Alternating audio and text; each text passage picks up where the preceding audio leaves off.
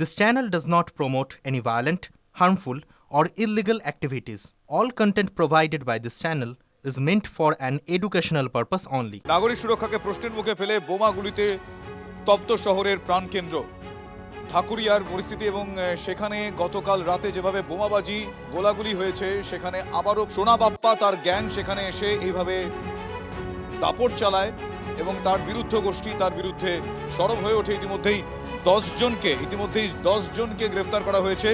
ঢাকুরিয়ার কাকুলিয়া, আরও একবার জানাই, ঢাকুরিয়ার কাকুলিয়া এলাকায় দুষ্কৃতী তাণ্ডবের পর রাতভর সেখানে তল্লাশি চালায়। 10 জন ইতিমধ্যে গ্রেফতার করা হয়েছে। আমার সহকর্মী সুপ্রিয় এই মুহূর্তে রয়েছে। সুপ্রিয়, এখনো পর্যন্ত যে 10 জনকে গ্রেফতার করা হয়েছে এদের পরিচয় কি জানা যাচ্ছে এবং যার নাম বারবার উঠেছে এবং শাসক দলের স্নেহধন্য যার কথা জানতে পারা যাচ্ছে, ছবিও দেখতে পাওয়া গিয়েছে, যদিও শাসক দল এখনো পর্যন্ত এই কাছাকাছি থাকার বিষয়টিকে অস্বীকার করেছে, সেই সোনা বাপ্পা কোথায় এখন? শুভজিৎ, দেখো, তোমাকে প্রথমেই যে বিষয়টা জানাবো সেটা হচ্ছে যে 10 জন গ্রেপ্তার হয়েছে তাদের মধ্যে কিন্তু দুপক্ষেরই বেশ কিছু যুবক রয়েছে, যার মধ্যে এই কাকুলিয়া অর্থাৎ এই যে পঞ্চাননতলা এই এলাকার কয়েকজন রয়েছে, তার পাশাপাশি কসবা এলাকারও বেশ কয়েকজন রয়েছে। অর্থাৎ অভিযোগ পাল্টালে অভিযোগ যেমন হয়েছে, তার পাশাপাশি পুলিশের তরফ থেকে একটি সুমোটো মামলা রুজু হয়েছে। এমনকি পুলিশের তরফ থেকে যেটা দাবি করা হচ্ছে, কারণ কিছু সময় আগে আমরা যেটা দেখলাম যে রবীন্দ্র সরোবর থানা থেকে যে 10 জনকে গ্রেপ্তার করা হয়েছে তাদেরকে আদালতের উদ্দেশ্যে নিয়ে যাওয়া হয়েছে। পুলিশ তাদেরকে আজকে আদালতে পেশ করার পর কাস্টডিতে নেওয়ার আবেদন জানাবে। এদেরকে জিজ্ঞাসাবাদ করে আর বাকি কারা কারা গতকাল উপস্থিত ছিল তাদের সম্পর্কে জানার চেষ্টা করবেন তদন্তকারীরা। এর পাশাপাশি বিভিন্ন যে সিসি ক্যামেরার ফুটেজ রয়েছে সেই সমস্ত ফুটেজ খতিয়ে দেখে আরও বেশ কিছু জন গতকাল রাতে যারা উপস্থিত ছিলেন, তার কারণ যে জায়গাতে আমরা দাঁড়িয়ে রয়েছি কাকুলিয়া রোড পঞ্চাননতলা বস্তি এলাকা, এই যে ঠিক পেছনের দিকে রাস্তা দেখছো, এদিক থেকেই যেটা স্থানীয় বাসিন্দারা অভিযোগ করছেন, বেশ কিছু যুবক যারা বাইক নিয়ে এই এলাকায় এসে পৌঁছয় এবং তারপর এলোপাতাড়ি বোমাবাজি, গুলি চালানো, ধারানো অস্ত্র দিয়ে আঘাত করার মতন ঘটনা ঘটে। এলোপাতাড়ি ইট পাটকেল ছোড়া হয় এবং কি যে ইট পাটকেল ছোড়া হয়েছিল তাতে কিন্তু পুলিশের গাড়ি ক্ষতিগ্রস্ত হয়েছে। আর সেই জায়গা থেকে পুলিশের তরফ থেকেও একটি শতপ্রণোদিত মামলা রুজু করা হয়েছে। তবে যারা যারা এখনও পর্যন্ত যাদের খোঁজে তল্লাশি চালানো হচ্ছে, তার মধ্যে একদিকে যেমন বাবুসোনা রয়েছে, কারণ এই বাবুসোনা অ্যান্ড আদার্স নামে কিন্তু একটি অভিযোগ জমা পড়েছে। অন্যদিকে বাপি হালদার, যে এই এলাকারই একজন বাসিন্দা, এমনকি এলাকার নানা রকম প্রমোটিং থেকে শুরু করে সিন্ডিকেট ব্যবসা। এই মুহূর্তে বাপি হালদার, নাম তোমাকে এবং সোনা বাপ্পা, এই তিনজন এই ঘটনার এখনো পর্যন্ত মূল মাথা বলে মনে করা হচ্ছে, যাদের নিজেদের মধ্যে ঝামেলা। কিন্তু পুলিশ এখনো পর্যন্ত এই 3 জনের খোঁজ পায়নি। কিন্তু মোট 10 জনকে এই ঘটনায়, ঢাকুরিয়ার কাকুলিয়ার এই ঘটনায় এখনো পর্যন্ত 10 জনকে পুলিশ গ্রেফতার করতে পেরেছে।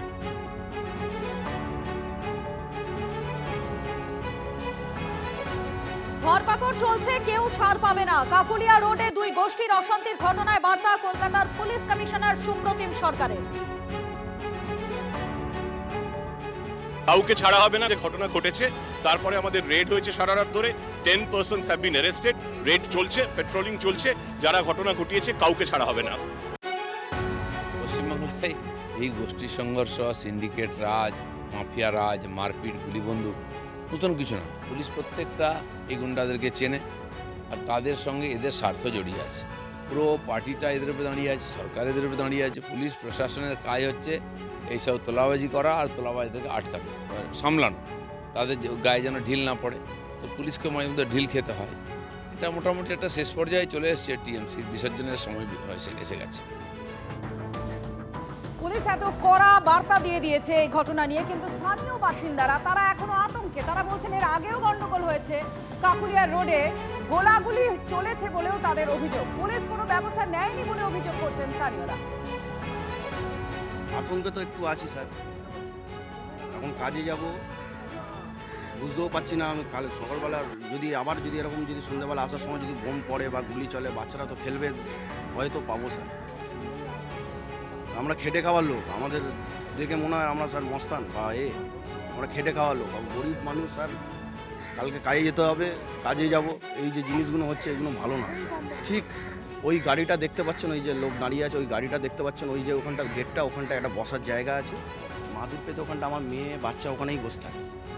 আমি ক্যামেরা হয়তো বলতাম না, আমার মেয়ে ওখানে বসে ছিল বলেই তার জন্য বারবার করে এই কথাটা বলছি। হ্যাঁ, ওখানে বসে থাকে, ওখানেই তো খেলা করে।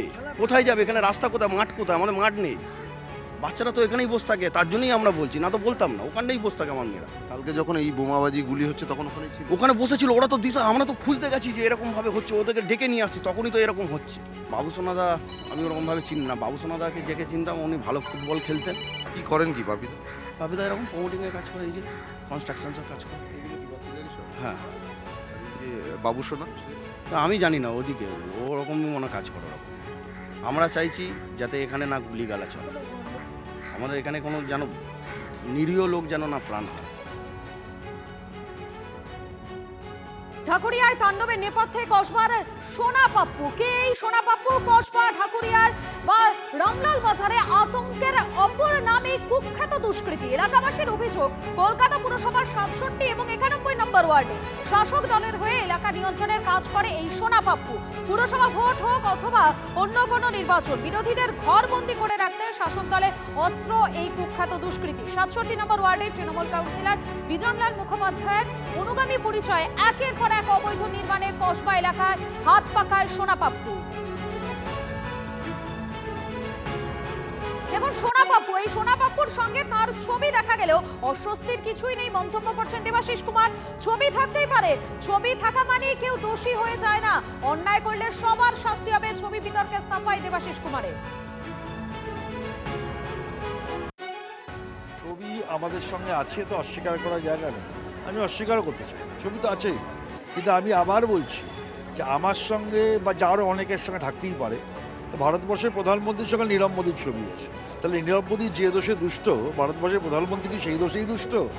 তাহলে আমার সঙ্গে ছবি থাকতেই পারে। আমি আবার বলছি, যার সঙ্গে ছবি আছে তো বা যার ছবি আছে, কেউ আইনের ঊর্ধ্বে নয়। যদি এরা অন্যায় করে থাকেন প্রত্যেকে শাস্তি হয়, অস্বস্তির প্রশ্নই নেই। কেন অস্বস্তি হয়? জনপ্রতিনিধি থেকে যে সবাই তো আছে, কিন্তু এটা কোনো অস্বস্তির জায়গা নয়, এটা বাস্তবতা। অভিযোগ থাকলে এবং তার অনুযায়ী প্রশাসন আছে, তার ব্যবস্থা নেবেন। এটা প্রশাসন বলতে পারবেন যে অভিযোগ থাকা সত্ত্বেও কী ব্যবস্থা তারা নিয়েছেন, সেটা প্রশাসন বলবে। বোম মারবি, গুলি চালাবি, তারপর নিজেরা বাবুকে মিটিয়েও নিবি। আরে ওই সোনা পাপ্পু ওই কাউন্সিলরের একেবারে বলতে গেলে আপন ভাই। সোনা পাপ্পু ছাড়া এই তৃণমূলের সোনামণিরা একেবারে অচল। এটা এলাকা দখলের লড়াই, মাল তোলার লড়াই, এর সঙ্গে রাজনীতির কোনো যোগ নেই। কিন্তু এটা তৃণমূলের কে খাবে আর কে খাবে না, দাদা খাবে না বৌদি খাবে, ওটা হচ্ছে বৌদির ওয়ার্ড। তো দাদা খাবে না বৌদি খাবে, তার লড়াই চলছে। আর এই কাকুরিয়াখানে পুলিশের নজরে এই পাপ্পু ঘনিষ্ঠরা। বাবুসোনার মিন্টার খোঁজ সরোবর থানায় বাবুসোনা নামে 3টি অভিযোগ দায়ের। গতকালের পর থেকে বেপাত্তা এই পাপ্পু ঘনিষ্ঠ বাবুসোনা। বাপি হালদার এবং তার অনুগামীদের বিরুদ্ধে পাল্টা অভিযোগ বাবুসোনার পরিবারের।